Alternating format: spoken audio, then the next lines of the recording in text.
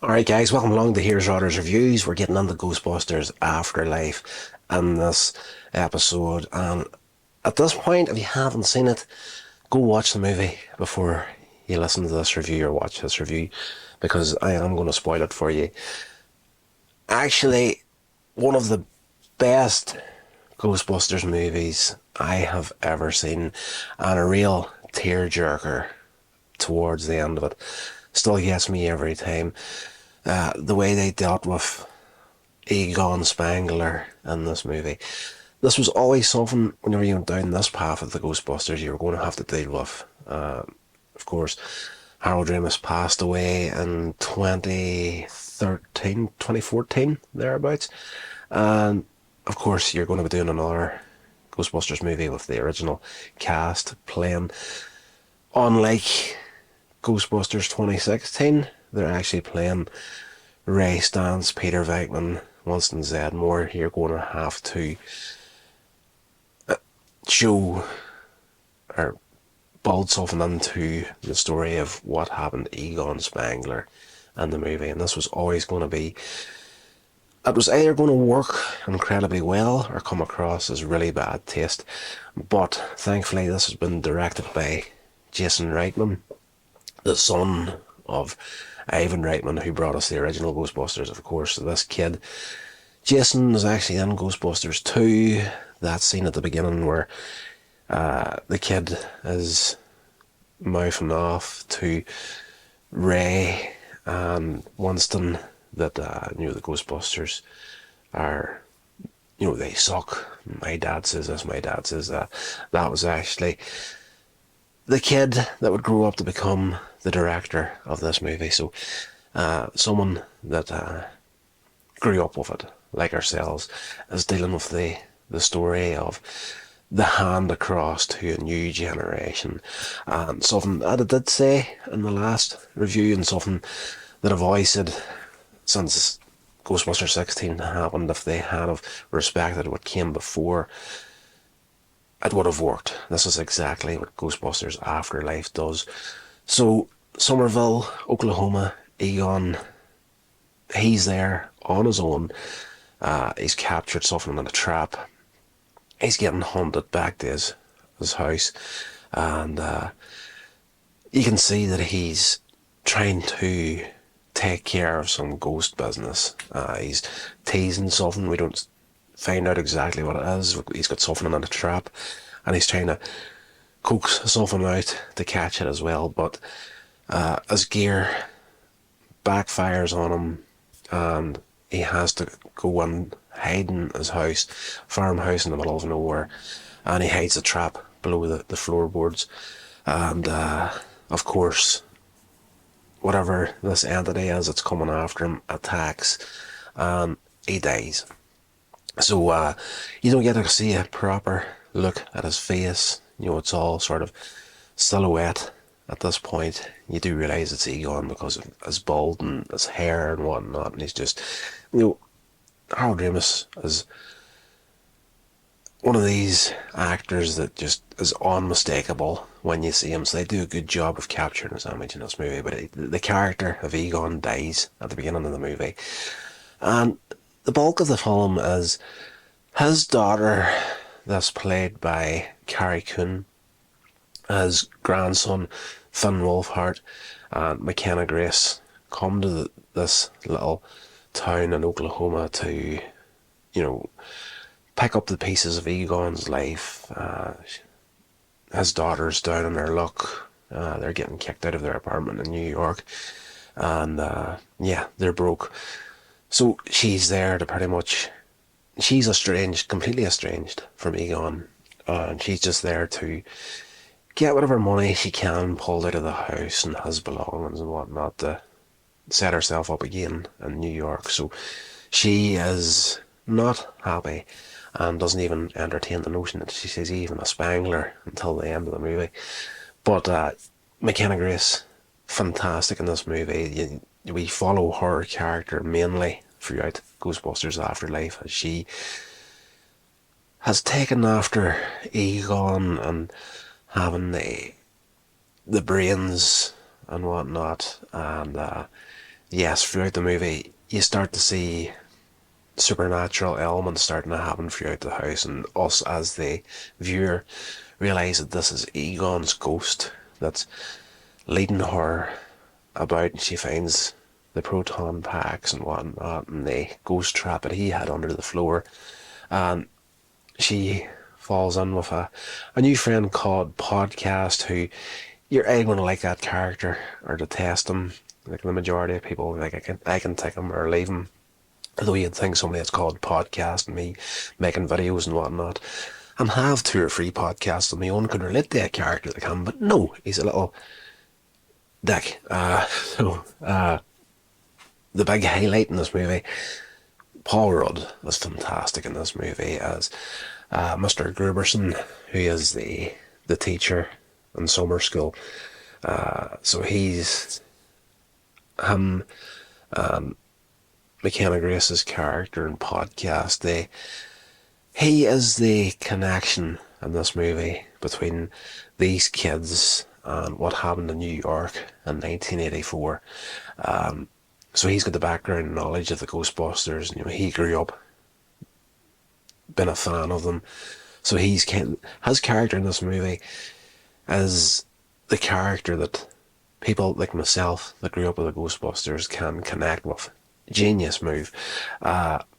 So he's got the knowledge of everything that happened in New York, and they show him this trap that they found, and they decide to open it. They don't realise at this point that the big bad in this movie is actually Gozer once again. Exactly the same as 1984. It's a genius way of continuing the whole thing, but kind of rebooting that original story as well. Rehashing that original story. So Gozer wants to come back, and of course you need the Keymaster and the Gatekeeper. So Egon at the beginning of the movie had caught the Gatekeeper. No, the Keymaster. I think he had Cotton.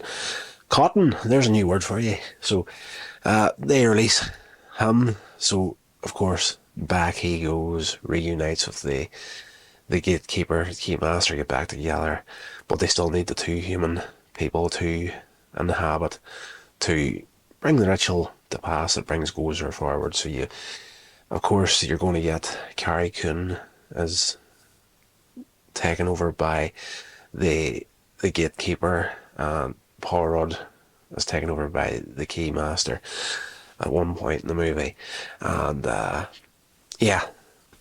Gozer is called forth once more. So the kids have this worked out. They've done their research, got everything back together. The original Ghostbusters are pulled in at one point in the movie whenever the kids are arrested after having... Of course, they've got the old Act 1 is back. That's a character in its own in this movie. And they go out and actually manage to catch a ghost called Muncher, but they destroy half the town doing it, so they're lifted, put in jail for the night. And of course, they get a phone call. So Phoebe calls the Ghostbusters. She's seen the original ad that you see in the first Ghostbusters movie, you know, don't hesitate nor a moment, lift your phone and call the professionals, Ghostbusters, and you get that little phone number from the 84 movie and that little ad. She calls it. We have Ray at Ray's bookstore that we know from Ghostbusters 2. They have a bit of a heart-to-heart, and you find out what happened. The Ghostbusters broke up. Egon went, and Ray's mind went kind of mad, talking about the end of the world and whatnot, and he cleaned them out. He took Act 1, all their traps and everything, most of their equipment, disappeared off to a little town in Oklahoma. They haven't spoken properly in years, and at this point Ray doesn't even know that Egon's dead. So you get a little bit of background in that conversation of what Ray, Peter and Winston's doing, but the phone call is cut short whenever the police come out and they're like, you know, your time's up. So of course, you know, by the end of the movie, Ray and Peter and Winston are going to show up, which they do. We get the final fight between Gozer's called forward. We have to stop them. They have worked out what Egon's original plan was at the beginning of the movie, he was trying to, and he was coming close to entrapping Gozer and whatnot, but the equipment that he was using backfired.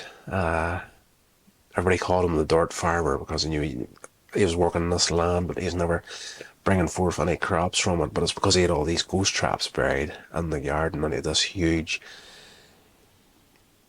setup that was just a giant ghost trap. So the kids have this worked out. They're going to try and complete his work at the end of the movie. The whole thing with earthquakes and whatnot in this town that, shouldn't be having earthquakes. It turns out that Egon has set up 4 proton packs in the mine, Ivo Shandor's mine, that mined out. I'm kind of going backwards and forwards here in the details of this movie. I'm jumping back and forward in a big way. But essentially there's a mine in this town where the original girders were mined from that built the tower, the apartment block that Dana lived in the original Ghostbusters. And Gozer is going to reappear here this time. So there's a pit inside this mine where every day Gozer is trying to resurrect, come back up this massive pit. But Egon has these 4 proton packs that are mounted inside the mountain that are timed to go off whenever this happens. That's where the earthquakes is coming from. So they cross the streams, fight back the coming horde of demons. So even though he's dead at this point, what he'd put together while he was alive is still working. So the kids, now realising that their grandfather wasn't crazy, he didn't, walk out on his family, them or their mother. So before Carrie Coon's character, Egon's daughter, before she's taken by the gatekeeper, she discovers like a little shrine that Egon had to her in his office. He had this board up on the wall, and he had all these photographs of her as a kid growing up, teenager, everything she has done, sporting events and whatnot. He's been keeping a track of her whole life, where she thought he'd walked out on her. So, end of the movie, we're back to the farmhouse. Gozer is there. They're going to have their final fight. Gozer gets the upper hand on them, of course, just as the original Ghostbusters show up. Peter, Ray, Winston, great to see them in character. Peter been cool as a cucumber again, wisecracking off to Gozer, but Gozer once again gets the upper hand on everybody, and the Ghostbusters cross the streams to try and take her out, but she uncrosses them, knocks them in their ass. And while Peter's smarting off to her one more time, you see this proton blast coming past Gozer's head. She turns around, and it's McKenna Grace's wee character again, Phoebe. And I'm getting followed up just talking about it. So the two of them go head to head, and Gozer starts shooting lightning out of her hands, as we've seen in the original Ghostbusters. Nothing out of the ordinary there. And Phoebe shoots with the proton pack, so they connect beams in midair. They're having a face-off. Gozer is pretty easily pushing Phoebe back. You can see her feet getting pushed across the dirt and the ground. And at that point, you see the hand coming in below the proton pack and taking Phoebe's hand to help back her up. And you see for the first time, coming up towards the end of the movie, the ghost of Egon. And of course, at that point, the other three Ghostbusters get back on their feet. They take a shot at Gozer as well. They're fighting each other, fighting her down. You get that superhero shot of all four Ghostbusters standing shoulder to shoulder one more time. And yes, Carrie Coon character, Egon's daughter, she manages to trip the trap that catches Gozer at the end of the movie. Wonderful ending to this movie, where you see Egon's ghost reconnecting with all the characters. Now, he doesn't speak, which is, it's a genius move that they didn't try to make the character of Egon speak in this movie. I think that would have killed the impact of it. So you finally see him, and the way I explain that, people are like, if he's there, why didn't he just speak to anybody? And I'm like, well, you see throughout the movie that he couldn't, you see him at the end, he turns up, and he only manifests physically at the end of the movie, but right up until then, he is communicating through moving chess pieces about a board, moving lights, turning lights on and off, your typical ghost sort of stuff. So it's like, it's almost as if throughout the movie he is, working out what he can and cannot do as a spirit. And by the end of the movie, he is able to manifest physically. You're able to see him, but maybe he can't speak at this point. Maybe he hasn't worked out that ability yet as a spirit. But yes, either way, it works, and it works well. So the Ghostbusters have their little moment together where, we're sorry we didn't believe you. And Winston's like, I miss you, my friend, and all this. He gets that little moment with his grandson and his granddaughter, and then finally, as his daughter runs in, hugs him, and he hugs her back. And of course, at that point, he passes on to the other side. As work finished, he can now rest. Beautifully done. Movie closes out there. We see New York City and the Actor 1 driving back. And one bit that I really loved in the movie was that short little moment at the end of it where Winston had that moment with Actor 1, and he's like, oh, what did they do to you? We'll take you home and get you fixed up. Typical man with his car. Great movie. The humour in this is very good. It's subtle. It's not on the nose or played up or overkill like the 2016 Ghostbusters was. There's parts of that movie where you felt that the actors were playing up to the camera. I don't like that in a movie. I hate that.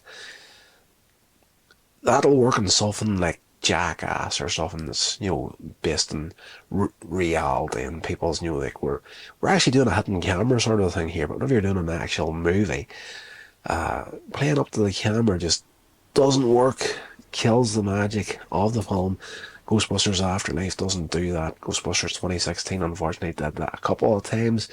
But yeah, I laughed more in Afterlife than I did in the prior 2016 Ghostbusters. Especially with Paul Rudd's character. He's fantastic in this movie. And by the time you get to see Ray, Peter, and Winston showing up at the end of the movie, standing next to the Actor 1, full uniform, you're like, this is great. So post-credits wise in the movie, you have this little moment between Peter and Dana is back. So we get a cameo at the end of the movie from Sigourney Weaver, which is very, very well done. Unlike 2016 Ghostbusters, that was just embarrassing. That little gadget that Peter had at the beginning of the original Ghostbusters where he was shocking the students, he's actually connected up to it this time, and she's running him through the test, and he's getting them all right, and we work out that he has all the cards marked, so he gets shocked a few times by her. And at the end of the credits, you have this moment where Winston and Janine are having a talk about what the Ghostbusters were, memories of him coming in for the interview at the beginning, and what he's done since then, and what he's hoping to do moving forward with the Ghostbusters. And it's genius. It's you feel at the end of this movie, you see the Actor 1 turning up in the firehouse, you get a look at the containment unit, and it's kind of malfunctioning slightly, but you do get that feeling at the end of Afterlife that we're beginning a new chapter of the Ghostbusters, and one that I'm excited to follow through on, and not to destroy the next review in any way, but I had said at one point, if Ghostbusters respected what came before, they can do whatever they want. Now, what they did with Afterlife, as I said earlier on, tackling the story of Egon Spangler and how to put his character to rest and do something with the original Ghostbusters in a way that they're going to hand it over to the next generation of Ghostbusters. If they can do that right and do it respectfully, they can do whatever they want with Ghostbusters from this point on. And I'm content with it, and most of the fans will be content with it as well, because they respected the handover.